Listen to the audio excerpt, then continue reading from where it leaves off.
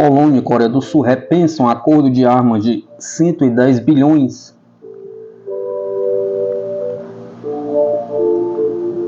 Varsóvia está debatendo se deve prosseguir com a aquisição de equipamentos militares sul-coreanos no valor de 110 bilhões por conta dos termos do financiamento. O impasse, aponta o analista Sputnik, pode ser exatamente o que evitará uma nova escalada de tensões no leste da Europa e na Península Coreana. Nesta semana, o ministro da Defesa polonês, Władysław Kosiniak-Kamysz, afirmou em entrevista de rádio que os termos do financiamento oferecidos pelos sul-coreanos são inaceitáveis. A Coreia do Sul quer que a Polônia tome empréstimos em 5 bancos do país após o financiamento estatal ter atingido seu limite. As entregas de aproximadamente 110 bilhões de armamentos sul-coreanos encomendados pela Polônia em 2022 e 2023 começaram já no ano passado, mas agora estão dependentes da vontade dos legisladores sul-coreanos de alterar a legislação do país e aumentar o limite de financiamento do Banco de Exportação e Importação Estatal da Coreia. As palavras do ministro da Defesa ecoam os sentimentos do primeiro-ministro polonês, Donald Tusk, que em janeiro anunciou que havia um grande problema com as condições do empréstimo. Não sei quem enganou quem, se foi o ex-ministro da Defesa, Mariusz Błaszczak, ou os coreanos. No final descobriu-se que houve um mal-entendido, mas não quero colocar a culpa em ninguém. Błaszczak rejeitou as críticas, acusando Tusk de guardar centavos e preparar os soldados e a opinião pública para o cancelamento dos contratos de armas. O vice-ministro da Defesa, Paul Bidja, garantiu que o governo Tusk não está buscando uma revolução nas prioridades de defesa, mas quer garantir que pelo menos 50% dos gastos em armamento permaneçam nas fábricas polonesas.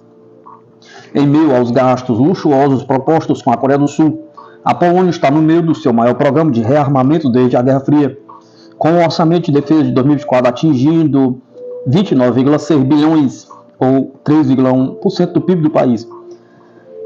A campanha de rearmamento foi iniciada em 2022 pelo agora antigo primeiro-ministro Mateusz Morawiecki e pelo Partido Lei e Justiça. Coreia do Sul também repensa a venda. A Coreia do Sul está se comportando de maneira muito cuidadosa em relação aos assuntos da Europa Oriental, devido ao fato da operação militar especial na Ucrânia, disse o analista político russo Peter Kolchin à Sputnik. Seul recusou-se a fornecer armas à Ucrânia, mas permitiu a compra de munições para as forças armadas ucranianas, lembrou. No caso do rearmamento da Polônia, a situação também é muito escorregadia devido ao fato das relações russo-polonesas terem deteriorado significativamente nos últimos anos, disse o observador, apontando preocupações tanto em Moscou como em Minsk de que Varsóvia poderia piorar a crise ucraniana, incluindo possivelmente anexar territórios ucranianos ocidentais. Se isso acontecesse, a Coreia do Sul se tornaria cúmplice involuntária, complicando assim significativamente a relação entre Moscou e Seul. Nessa situação em que Varsóvia coloca em dúvida os acordos, sublinha Koch, Seul tenta reconsiderar a venda de armas, apesar do seu valor multimilionário. Atualmente assistimos a um aumento nas tensões da Península Coreana e para a Coreia do Sul é importante que a cooperação militar entre a Rússia e a República Popular Democrática da Coreia não seja intensificada. A Rússia possui muitas das mais recentes tecnologias militares sem análogos no mundo, destacou o analista. E se a República Popular Democrática da Coreia tiver a oportunidade de desenvolver algumas delas, seria uma ameaça para a Coreia do Sul, destacou Koch. Portanto, é bem possível que, dado que ambas as partes duvidam da viabilidade do contrato, este possa ser alterado ou, em princípio, rescindido, concluiu Koch. O Congresso dos Estados Unidos aceita o fornecimento de caças F-16 à Turquia. O órgão legislativo do país permitiu o fornecimento de aeronaves à Turquia depois que Ankara aprovou a adesão da Suécia à OTAN, possibilitando não só o envio de 40 novos caças, mas também de 80 kits de atualização para o resto da frota turca. O Congresso dos Estados Unidos aprovou a venda de 40 novos caças F-16 para a Turquia, informou a Embaixada dos Estados Unidos em Ankara.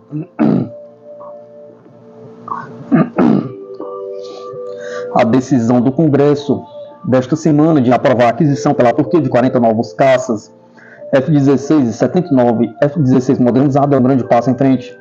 A frota dos F-16 da Turquia é crucial para as forças da OTAN garantir a interoperabilidade futura entre os aliados. A Turquia vem tentando há vários anos comprar 40 caças F-16 Block 70 dos Estados Unidos, além de 80 kits de atualização do Block 70 para seus aviões existentes. Em 26 de janeiro, começou um processo de 2 semanas para analisar a proposta turca. De acordo com os relatos, ele foi concluído sem obstáculos à implementação do acordo. Em 3 de fevereiro, o jornal turco Aydlink informou que os Estados Unidos ainda mantêm caças F-35 destinados à Turquia e que, apesar de não serem operados por Ankara, isso justifica que serão compensados pelo esforço. Em 2018, os Estados Unidos afastaram a Turquia do programa dos caças de quinta geração, depois que Ankara optou por adquirir sistemas de defesa antiaérea S-400 da Rússia. A decisão do envio dos F-16 à Turquia pelos Estados Unidos parece ter sido motivada pela aceitação por Ankara do ingresso da Suécia ao OTAN. No entanto, a Hungria mantém o veto à entrada do que seria o 32º Estado-membro da Aliança Militar. Os Estados Unidos anunciaram também a entrega de caças F-35 à Grécia.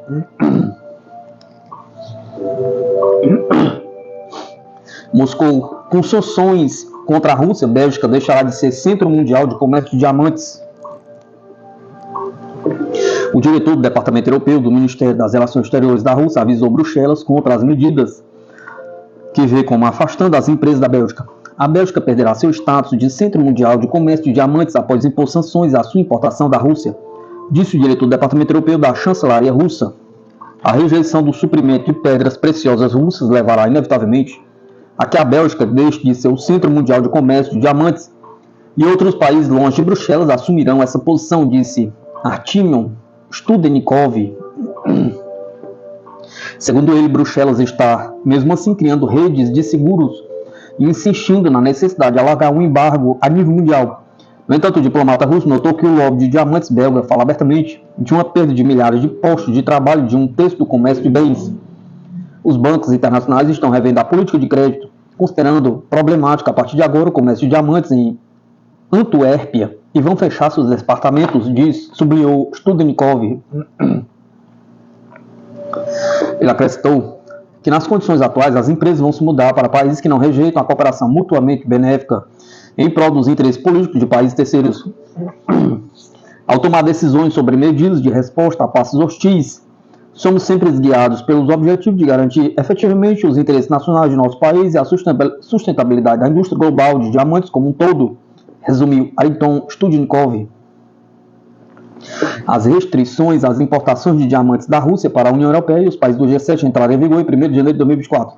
E a partir de março, os países do G7 vão restringir gradualmente as importações de diamantes da Rússia processados em países terceiros. Para controlar as restrições, está planejada a criação de um mecanismo de rastreamento e certificação até setembro. Além disso, o papel principal na implantação das sanções foi atribuído à Bélgica, onde está localizado o maior centro mundial de comércio e processamento dessas pedras preciosas, na cidade de Antuérpia.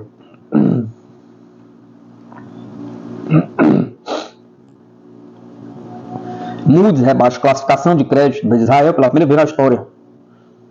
A agência de classificação de risco internacional Moody's rebaixou a classificação de crédito de Israel pela primeira vez em sua história, citando riscos políticos e fiscais significativos para o país devido à sua guerra com o grupo militante palestino Hamas. A classificação do país foi reduzida para A2, que fica 5 degraus acima do grau de investimento, enquanto a perspectiva de crédito foi mantida como negativa pela Moody's, o que significa que uma nova redução é possível. O principal motivo para o rebaixamento da classificação de Israel para A2 é a avaliação da Moody's de que o atual conflito militar com Hamas, suas consequências e efeitos mais amplos, aumentam substancialmente o risco político para Israel, além de enfraquecer suas instituições executivas e legislativas e sua solidez fiscal no futuro previsível, informa a nota da agência que havia iniciado a revisão para uma redução em 19 de outubro do ano passado. O primeiro-ministro israelense Benjamin Netanyahu afirmou que a decisão não reflete o estado da economia do país. Já o ministro das Finanças israelense, Bezalel Smotrich, classificou a decisão da agência de manifesto político. O anúncio do rebaixamento da Moody's não se baseia em argumentos econômicos sérios e é manifesto inteiramente político, baseado em uma visão de mundo geopolítica pessimista e infundado que reflete uma falta de confiança na segurança de Israel e na força nacional, e uma aparente falta de confiança na justiça de Israel, disse Smotrich, citado pelo jornal israelense Jerusalem Post. Na semana passada ele recusou nova oferta de trégua temporária com o grupo palestino Hamas, com quem está em guerra desde 7 de outubro de 2023. Mais cedo, as forças de defesa de Israel lançaram ataques contra posições do Hamas na cidade palestina de Rafah, na fronteira com o Egito e no interior do Líbano. Em Rafah, na faixa de Gaza, a força aérea israelense afirmou que eliminou 2 oficiais do Hamas. O primeiro seria chefe de segurança de um dos líderes do grupo palestino, enquanto o outro era um dos principais analistas do movimento. Rafah é o ponto mais populoso de toda a faixa de Gaza, com 1,4 milhão de deslocados palestinos, se abrigando no ponto de controle fronteiriço com o Egito.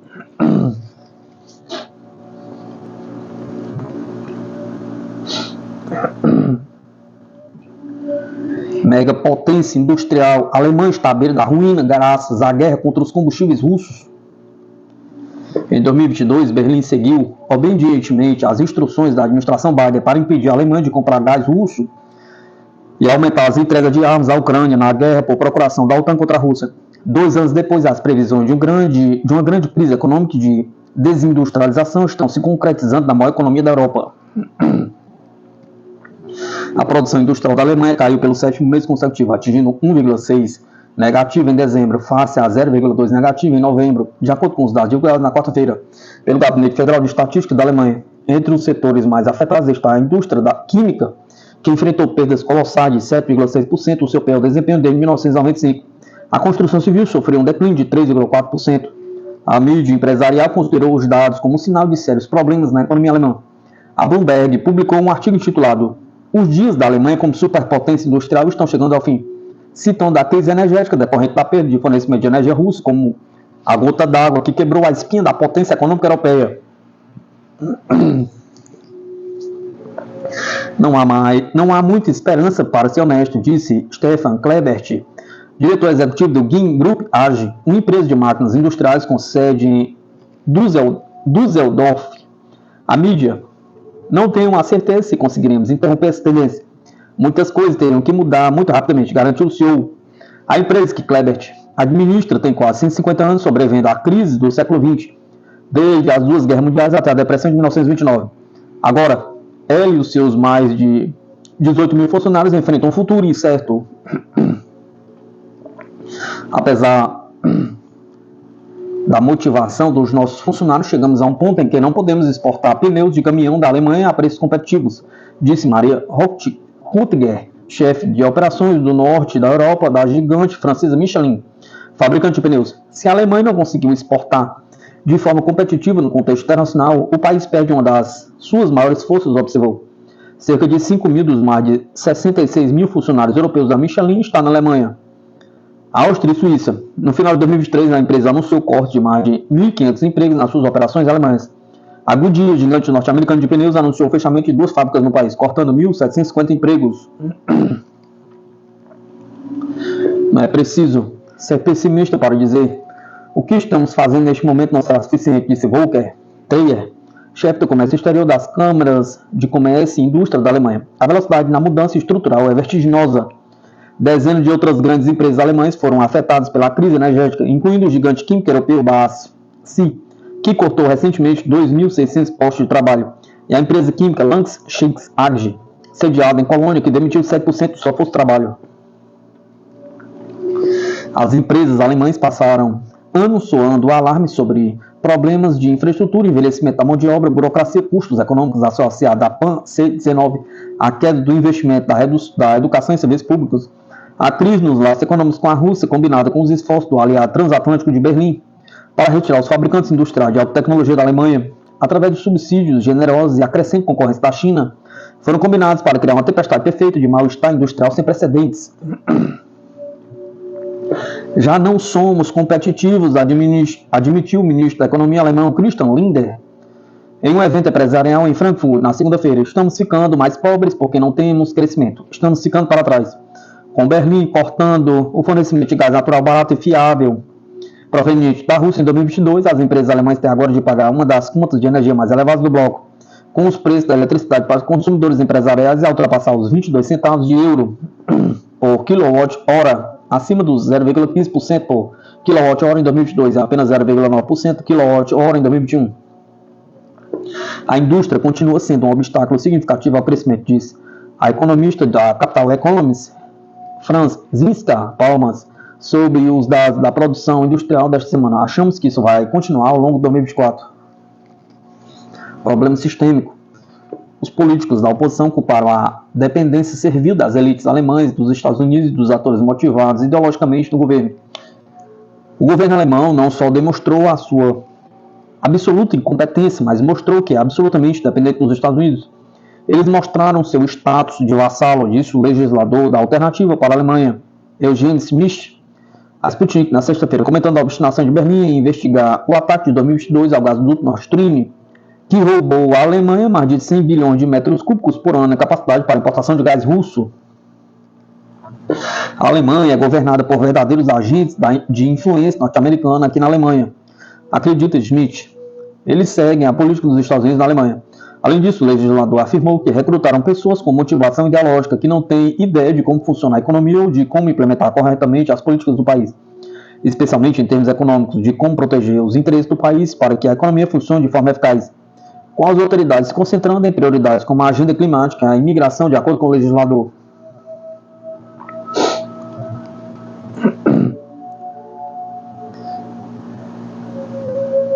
A consequência é uma economia rebentando pelas costuras, com empresas fechando e se mudando para o exterior.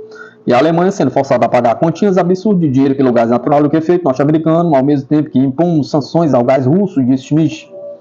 Para piorar a situação, apesar dos problemas econômicos, Berlim decidiu continuar injetando bilhões de euros na guerra por procuração da Organização do Tratado Atlântico Norte contra a Rússia na Ucrânia, incluindo mais de 7,6 bilhões em assistência militar no orçamento de 2024, além de mais de 17 bilhões entregues em 2022 e 2023, e os mais de 40 bilhões em apoio econômico direto ou baseado na União Europeia.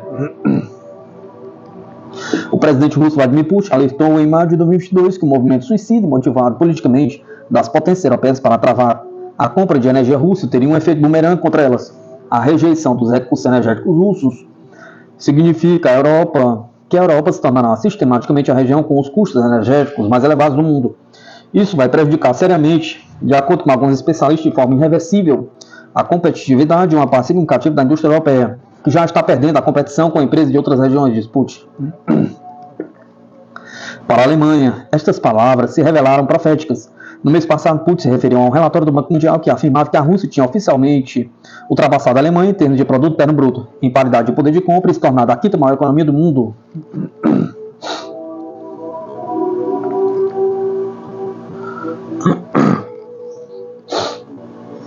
Não pode ser julgado, mas pode ter os códigos nucleares? Pergunta. O governador dos Estados Unidos questiona Biden. John Biden tem sido frequentemente criticado por suas capacidades cognitivas devido à sua idade e comportamento, incluindo pelo governador da Flórida, Ron DeSantis. Governador da Flórida questionou no sábado como o presidente norte-americano John Biden pode gerir com responsabilidade os assuntos nucleares dos Estados Unidos após a divulgação de um relatório que gerou dúvidas sobre a capacidade mental de Biden e o isenta de acusações de manuseio indevido de documentos confidenciais.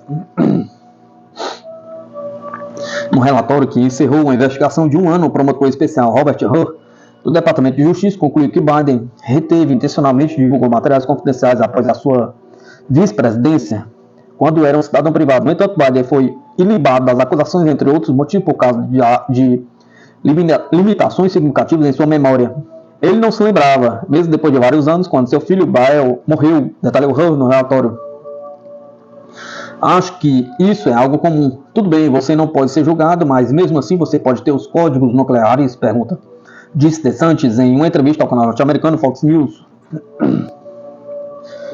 O governador da Flórida sugeriu invocar a 25ª emenda da Constituição dos Estados Unidos. Ela ratifica, após o assassinato do presidente John Kennedy, em 1961 e 1963, em 22 de novembro de 1963, estabeleceu a sucessão presidencial e criou uma estrutura para remover um presidente capacitado do cargo. O presidente respondeu com raiva às declarações de Hur. Minha memória está boa, insistiu Biden, uma coletiva de imprensa organizada às pressas na quinta-feira. Apesar disso, mais tarde, na mesma coletiva, ele se referiu erroneamente a Abdel Fattah al-Sisi, presidente do Egito, a quem chamou de presidente do México.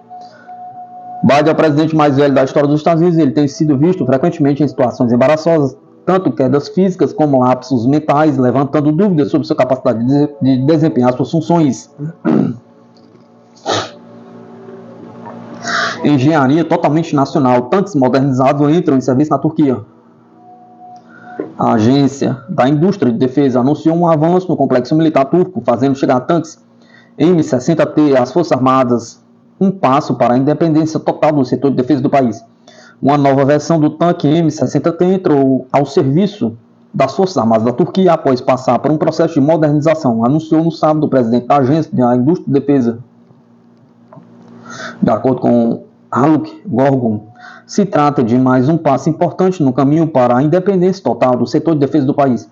Nossos engenheiros alcançaram outro grande sucesso com o trabalho de modernização, que é resultado de uma engenharia totalmente nacional, que tem a capacidade de modernizar diferentes tipos e modelos de tanques, algo que pouquíssimos países do mundo conseguem fazer, sublinhou Gorgon.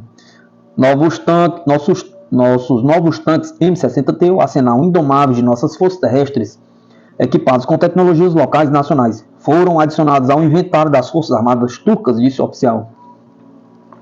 Gorgon expressou sua gratidão ao valioso pessoal de nosso comando das Forças Terrestres que contribuiu para a conclusão do projeto, e também a seus colegas da presidência, da Agência da Indústria de Defesa e a todas as empresas contratadas e engenheiros que fizeram parte do processo de modernização dos tanques. Em janeiro, a Marinha da Turquia recebeu um exemplar da mais recente série de fragatas do país, a TCG Istambul, e 3 outras embarcações militares construídas no país: o navio de abastecimento TCG Derya, o navio tanque TCG Ustegmen, Arif Ekmeki e uma pequena embarcação não tripulada Marlin.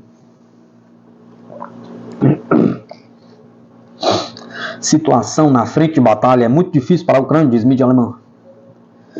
Anteriormente, o ministro da Defesa russo, Sergei Shoigu, afirmou que as Forças Armadas russas mantiveram a iniciativa estratégica ao longo de toda a linha de contato na zona de operação militar especial após o fracasso da contraofensiva ucraniana. A Ucrânia enfrenta agora a situação mais difícil na frente de combate, escreveu o jornal alemão Bild. Esta é provavelmente a pior crise para a Ucrânia desde o início do conflito de 2022, afirmou o jornalista Paul Rosemer na última sexta-feira. Um soldado das Forças Armadas ucranianas, entrevistado pelo jornalista, disse que o exército sofre uma grave escassez de armas e soldados. Precisamos urgentemente de mobilização. As pessoas obviamente não entendem o quão crítica é a situação, se queixou o soldado. A incerteza e a frustração estão gradualmente consumindo o país e uma coisa é certa: a Rússia está em vantagem, concluiu Rosemer. Yuri Butuzov, ex-conselheiro do ministro da Defesa da Ucrânia, disse na semana passada que a ofensiva russa criou uma situação crítica ao longo de toda a linha de frente. Butuzov alertou que a Rússia tem uma enorme vantagem em termos de equipamento e pessoal ao longo de toda a linha de contato e partiu para a ofensiva praticamente em todas as áreas. Segundo Butuzov, Kiev não só deixou o exército sem reforços devido ao atraso na mobilização, mas também não conseguiu gerir adequadamente a produção de armas no país. Fornecimento de gás russo para a França aumentou 41% entre janeiro e setembro de 2023. O fornecimento de gás natural liquefeito da Rússia para a França aumentou 41% nos 9 primeiros meses de 2023, janeiro e setembro, informou o diretor do primeiro departamento europeu do Ministério das Relações Exteriores da Rússia, Artyom Studnikov, em entrevista à Sputnik neste sábado. No final de 2022, a Rússia passou a ser o segundo maior fornecedor de gás natural para a França, depois dos Estados Unidos, devido à importação de GNL russo entre janeiro e setembro de 2023. As compras francesas de gás russo excederam o mesmo período em 2022 em 41%, disse ele. A autoridade russa acrescentou que o principal ponto de recepção das remessas russas de gás liquefeito foi o terminal Montreux de Bretagne, que recebeu 1,68 bilhão de metros cúbicos em 2022 e 0,89 bilhão de metros cúbicos de GNL no primeiro semestre de 2023. Anteriormente, o jornal The Telegraph, citando dados do Eurostat, afirmou que os países da União Europeia compraram mais da metade das exportações de GNL da Rússia em 2023, sendo a Espanha e a França os maiores compradores depois da China. A Espanha comprou GNL russo no valor de 1,8 bilhão nos primeiros 9 meses de 2023, de acordo com as estatísticas da União Europeia. A França ficou em segundo lugar na União Europeia neste indicador, comprando GNL russo por 1,5 bilhão. A Bélgica a seguir gastou 1,36 bilhão para os mesmos fins. O mercado europeu tem sido historicamente o principal para os produtores de gás russos. Em anos recentes, o fornecimento de gás aos países europeus atingiu 150 bilhões de metros cúbicos ou mais. No entanto, em 2022, após a destruição física do gasoduto Nord Stream, corrente do Norte, bem como as sanções contra rotas alternativas de abastecimento, as exportações da Rússia diminuíram significativamente. O fornecimento de gás da Gazprom a países não pertencentes à CEI no final de 2022 caiu aproximadamente 85 bilhões de metros cúbicos para 100,9 bilhões. Quase todo este declínio ocorreu na União Europeia. Além disso, a União Europeia, o G7 e os aliados impuseram inúmeras restrições à Rússia em função do conflito na Ucrânia. Apoiadores de ex-presidente ucraniano querem depor Zelensky em poucos meses, diz mídia. Apoiadores do ex-presidente da Ucrânia, Petro Poroshenko, querem contestar a legitimidade do mandato de Vladimir Zelensky, que formou o jornal ucraniano Strana. A ideia é que depois de 20 de maio, suposta data de fim de mandato do Zelensky, o atual presidente não continua exercendo poder no país que se encontra sob lei marcial. De acordo com a publicação, declarações feitas pelo blogueiro Kar Volokh, conhecido aliado de Poroshenko, demonstram que uma petição, assim como um apelo aos partidos de oposição, está sendo preparada para que a legitimidade da presidência de Vladimir Zelensky seja submetida ao Tribunal Constitucional. O blogueiro também tem participado na organização de protestos em Kiev contra a saída do comandante das Forças Armadas, Valery Zaluzny, de seu cargo. Na sexta-feira, uma manifestação foi realizada na Praça da Independência, na capital ucraniana, exigindo a sua reintegração. Dezenas de manifestantes ocuparam a Praça Maidan. O mandato de Zelensky termina em 20 de maio, mas devido à lei marcial e à mobilização geral, Zelensky adiou as eleições, afirmando que o momento é inadequado. Em 8 de fevereiro, Zelensky assinou decretos nomeando Alexander Syrskyi como comandante-chefe das Forças Armadas da Ucrânia, no lugar de Valery Zaluzny. Além disso, Syrskyi comandou as forças terrestres. Os principais meios de comunicação ocidentais observaram que, por um lado, ele é visto como um apoiador próximo de Zelensky, e por outro lado, o novo comandante-chefe é fortemente odiado pelos soldados por suas pesadas perdas na frente. Syrskyi é chamado de o açougueiro General 200.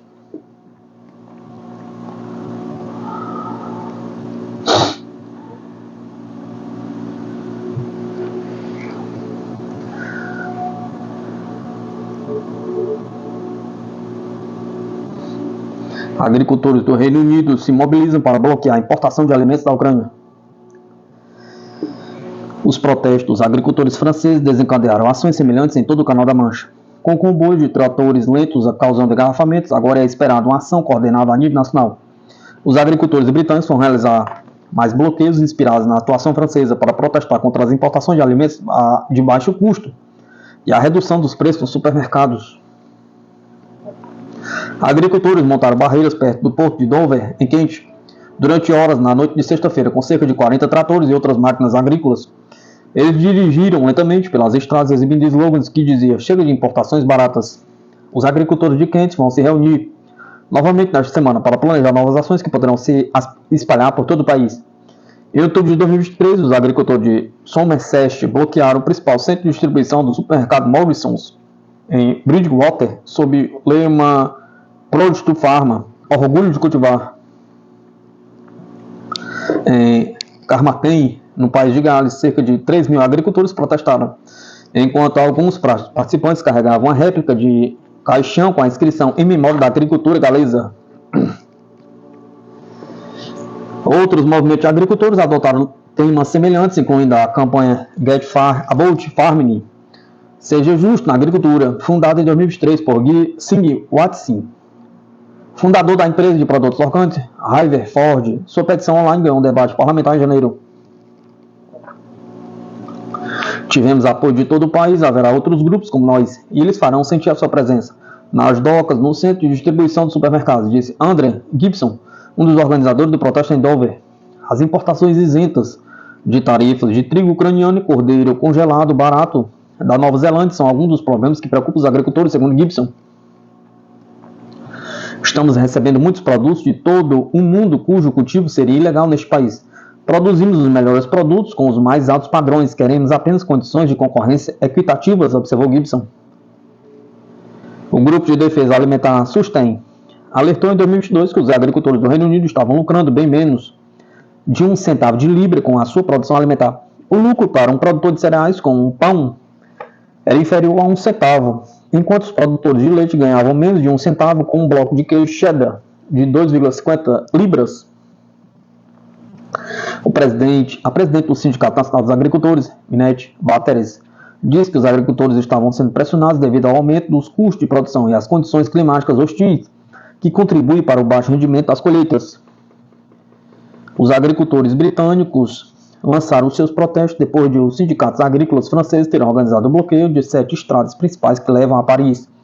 Mobilizaram entre 1.500 e 2.500 tratores para interromper as rotas de abastecimento da capital durante semanas. Os agricultores querem a reversão dos cortes nos subsídios aos combustíveis e restrições ao influxo de importações de alimentos ucranianos isentos de tarifas para a União Europeia, juntamente com medidas para combater a escassez de água e reduzir a burocracia para as empresas locais.